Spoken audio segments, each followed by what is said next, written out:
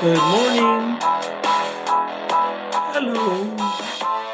Hello, people, followers.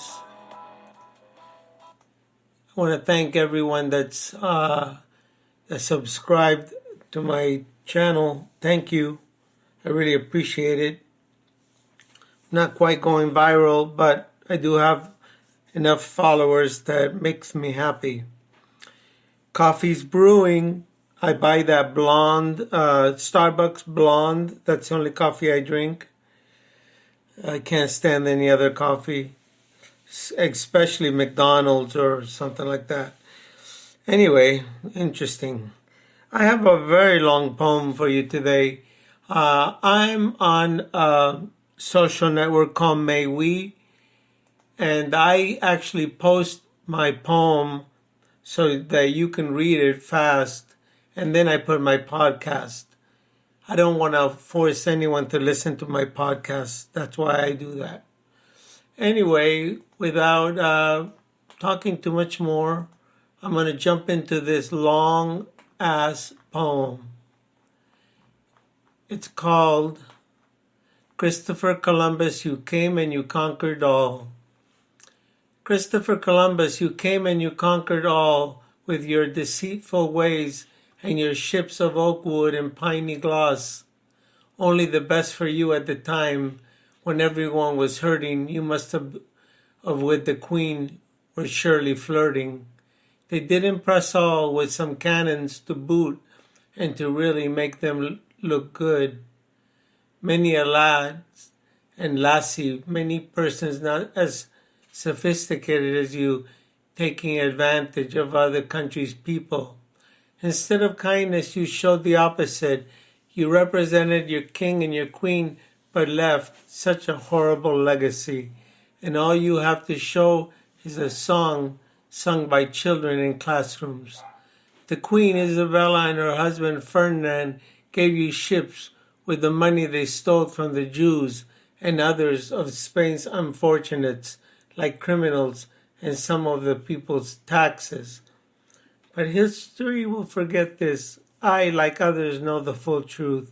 You landed in the Americas, the New World. Who knows if you were the first ones? Does it really matter?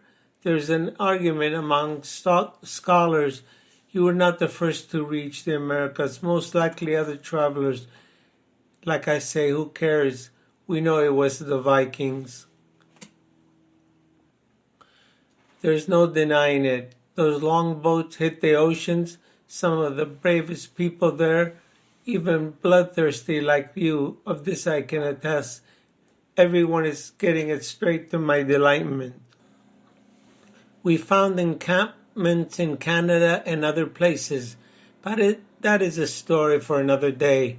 You were of Italian descent, of this I know. Genoa is the town you were born in. I wonder if they celebrate your name there. Is that where you learned your tricks of the trade ever so slowly? But you sailed for the Spaniards. How did that go? Did you stuff your face with the pillaged and the raped to get your gold? I'm not sure how much damage you caused. Perhaps it happened after you were long gone. The Spaniards, I have no respect for them. To this day, with their bullfighting, always spilling blood for some reason, that is what they truly love. They call it a mark of respect. I just call it old-fashioned cruelty, and I don't say it in jest. They can never get enough of it, the taste in their mouth. Leaving behind the pain and the misery is what they have always been about. Of this, I have no doubt. There is proof. Just sit down and read a book. Other countries behaved in a similar way, but never like the cruel Spaniards. Spain cannot escape their disdain. Everywhere they went, it's our history, causing more and more pain as the blood spills onto these pages. The books will show their lack of compassion and betrayed all. Your shiny armor glistened in the sun when you landed. It must have been quite a magnificent sight. You must have looked 10 feet tall, spooked the Indians right out of their mind. They respected you, even gave you food from their mouth, but you treated them like rats, exterminating them. Yes, I know all about that. When they saw your black Paso Roble horses, they let out a big awe. They had never seen anything like that, such majestic animals. They could not wait to get close to them. Creatures of the heavens, they saw the armor and the swords, but they never dreamed they were there to cut their throats. And your ships I mentioned before, with masts taller than the highest trees, was also a sight to behold and truly see. Even their boots, made of fine leather, were impressive. Much of this left them paralyzed with fear. A simple people living off the land by the sea. They had their temples and civilizations to behold. They had something also already called their own, their culture and their own gods. All they wanted to do was make their baskets and fish and fill their humble homes with laughter. They did not benefit from this visitation, and only brought them complications. The indigenous people had no idea somehow so grand could be built with just your hands. Your king and your queen were also only interested in one thing: gold, silver, and most likely slaves. No one imagined them capable of so much bad behavior. It would not be long when your country did all of these things in more orderly manner. They came with their muskets and fodder, and more men ready for the slaughter, and also to take anything that came their way. But you think they will never admit it? No, absolutely never. Christopher, you were there to make a name for yourself. Being a good seaman is what you mostly care about. It should have been your middle name. You braved the oceans with lightning storms, bad food, and disease at times. It seemed like your men were ready to give up, or even mutiny at the time. You were the glue that held them together in this careful gathering. When you went back to Spain, they enslaved you, treated you like dirt. It was their way, always unfair to the heroes of the day. I don't remember all the particulars I learned in school, so this tale I'm telling you is a bit obscured. All I know is this, that they should do away with Christopher Columbus Day, and the song Christopher Columbus Sailed the Ocean Blue, it should be banned from all the schools. Slavery, no one imagined them capable of such cruelty. Your priests gave them Christianity, but who asked them for that? They had their own religion for centuries, rituals you tried to take away from them.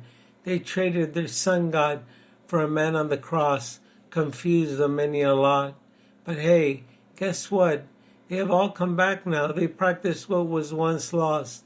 Accept a part of the sacrifices. They finally gave that up. People all over the world are expecting a new rebirth, getting to the truth. And your tale is the first to be changed, since it was hell to pay. Your leaders enslaved you, sitting on a shore in the day by the crystal water shores, raising their children and being happy and singing songs of their ancestors. The day you arrived was the worst day of their lives. To change Christopher Columbus, you were like death to them. You even gave them smallpox. Oh, that must have been really something. Left them helpless. It could have been so different. But what can I say? I can't expect anything better from your people. You brought nothing good, and you most likely gave them also the plague, to end the many of them on this day, 1492, the day the earth stopped for a few innocent souls in early America in the New World. Thank you for letting me share. That's a really heavy one. Nothing comical about that. I'm almost out of breath. I know it was long, but if you want to read it on your own, just go to maywe.com. I post these things, and then I turn it into a podcast. And I'm hoping some of you will grab the link and post it on your timeline. That would really be cool. Thank you.